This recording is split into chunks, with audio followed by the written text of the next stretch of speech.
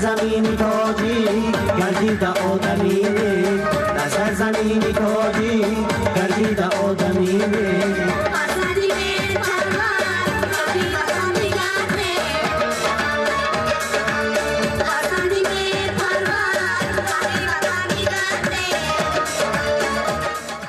مبارک باشد روزهای شهر سربند در ناحیه زنا. خورشید شاکر در خدمت شما.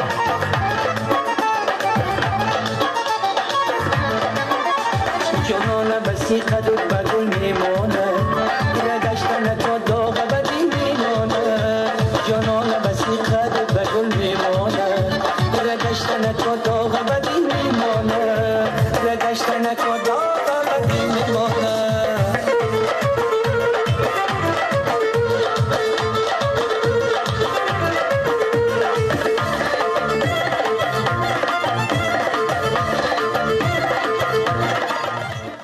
از روی روزهای آمادگی و جشن 20 سالگی استقلال دولتی جمهوری تاجیکستان موافق قرارداد رئیس شهر دوشنبه روزهای شهرداری شهر و ناحیه‌های جمهوری تاجیکستان در شهر دوشنبه برگزار می‌گردد که امروز روزهای شهرداری شهر سربند راست آمد. امروز ساکنان شهر سربند تمام کارخانه و مؤسسه امروز آن دستاوردهایی که در خود داشتند امروز پیشکشی ساکنان پایتخت گردانیدند. آن دستاوردها آن هنرها